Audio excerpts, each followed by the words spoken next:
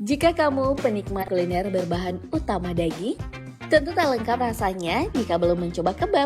Makanan berisi daging, sayuran, dan berbalut roti tortilla ini merupakan salah satu penganan kaki lima yang telah mendunia dan disukai banyak orang. Selain karena cita rasa bumbu dan bahan-bahannya, cara penyajiannya pun unik. Penasaran bagaimana proses pembuatan kebab? Mari kita bongkar.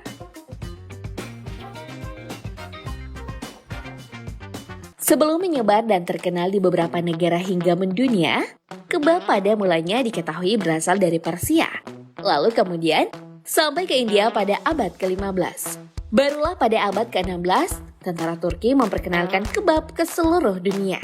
Meskipun asal-muasalnya diketahui bukan berasal dari Turki, namun makanan ini sangat populer di Turki dan orang-orang lebih banyak mengenalnya dengan sebutan kebab Turki.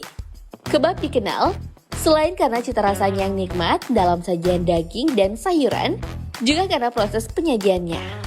Awalnya banyak yang menyajikan kebab karena kurangnya minyak di Timur Tengah dan makanan ini dapat dihidangkan tanpa membutuhkan banyak minyak. Pada proses pembuatannya, kebab dibedakan menjadi shish kebab dan doner kebab. Shish yang berarti pedang mengacu pada cara penyajian kebab pada masa Kesultanan Ottoman, yaitu karena tentara pada masa itu menyajikan daging buruan mereka dengan cara menusukkan daging menggunakan pedang, lalu dipanggang. Cara penyajian yang satu ini hampir serupa dengan cara penyajian sate seperti yang biasa kita temui. Selain shish kebab, dikenal pula istilah doner kebab. Istilah doner diambil dari bahasa Turki yang berarti memutar. Disebut doner kebab karena penyajian makanan ini dengan cara daging ditusukkan ke batang besi yang disusun secara vertikal lalu dipanggang secara memutar. Jenis kebab yang satu ini adalah yang paling populer. Keberadaannya kini menjamur dari gerai-gerai kaki lima hingga ke restoran yang menyajikan kebab sebagai menunya. Bahkan popularitas doner kebab dikatakan menyaingi hamburger.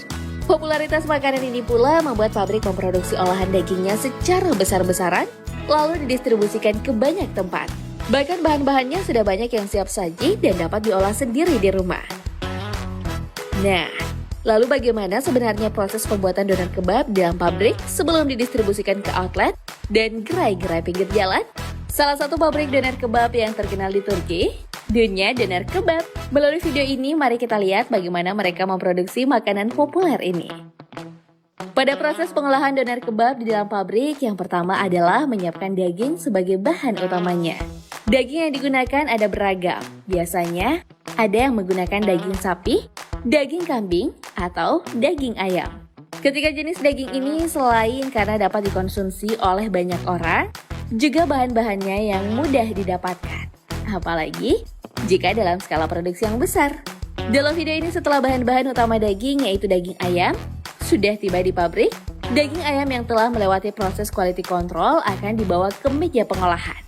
Di meja ini ratusan bahkan ribuan daging ayam mentah akan dipotong-potong untuk dipisahkan antara daging dan tulang-tulangnya. Proses pemisahannya dilakukan oleh pekerja pabrik dengan menggunakan pisau. Setelah dibersihkan dan dipisahkan dari tulang-tulangnya, daging-daging ini kemudian akan dipindahkan ke ruangan berikutnya, yaitu untuk proses pencampuran bumbu. Bumbu inilah yang akan menjadi penentu aroma dan rasa. Daging-daging ini akan dimasukkan ke dalam mesin penggilingan. Di proses inilah daging dan bumbu-bumbu rahasia yang telah disiapkan akan dicampur dan diaduk secara merata menggunakan mesin. Sekalipun pabriknya merahasiakan resep utama bumbunya, diketahui bahwa bumbu-bumbu yang digunakan adalah campuran dari rempah-rempah dan bahan-bahan organik yang aman dikonsumsi. Pada tahap berikutnya, setelah daging berbalut dan tercampur rata dengan bumbu di dalam mesin penggiling, daging-daging ini akan dipindahkan ke dalam wadah untuk menampungnya sampai dibawa ke meja berikutnya. Di meja inilah, daging-daging dari wadah tersebut akan ditusukkan ke besi tipis yang menjulang tinggi 50 hingga 70 cm. Setelah tertumpuk, tepi-tepian daging akan diiris tipis-tipis dan dihaluskan menggunakan pisau sehingga menjadi berbentuk kerucut terbalik. Tahap berikutnya adalah pembungkusan. Daging yang telah tampak berbentuk kerucut terbalik ini akan dibungkus menggunakan plastik khusus. Pembungkusan makanan dengan cara daging diputar-putar dan plastik akan menutupi seluruh bagian hingga tak ada sedikit pun bagian yang tersisa. Nah, setelah selesai pada tahap pembungkusan, daging-daging akan digantung secara rapi pada rak gantungan untuk dibawa ke tahap berikutnya.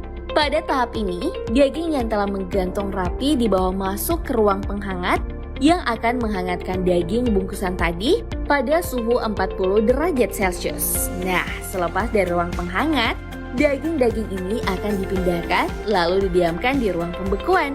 Tujuannya agar bahan-bahannya dapat mengeras, tahan lama, dan tak mudah rusak ketika melalui proses pengiriman.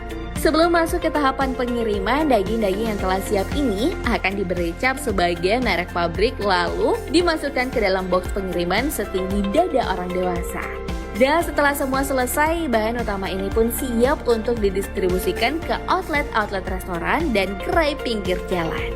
Dari outlet dan gerai-gerai, daging yang telah siap ini menemui pelanggan dengan cara daging kembali dihangatkan, dibalut dengan roti yang disatukan dengan sayuran seperti selada, tomat, bawang bombay, dan saus.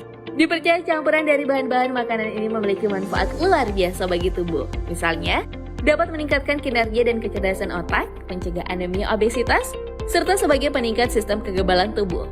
Sekalipun begitu, tak disarankan untuk mengkonsumsi makanan ini secara berlebihan karena dapat menyebabkan penebalan arteri. Kebab ini menjadi makanan yang dapat ditemui di beberapa negara besar seperti Jerman, Jepang, Belanda, Meksiko, Kanada, Amerika Serikat, Australia, hingga Indonesia. Selain Turki, doner kebab juga menjadi makanan yang sulit dipisahkan dengan Jerman. Sekalipun memiliki makanan khas seperti currywurst dan bratwurst, Jerman menjadi salah satu negara yang memiliki peminat doner kebab terbanyak. Diketahui sebelum doner kebab sangat terkenal dan digemari sebagai jajanan siap saji di gerai-gerai tepi jalan di Jerman, awalnya jenis kebab ini dibawa oleh dua orang Turki, Kadir Murman dan Mehmet Aygun, yang merantau ke Jerman dan menjual doner kebab di Berlin Barat tahun 1972. Kini salah satu gerai kebab yang terkenal di Jerman adalah Mustafa Gemusik Kebab.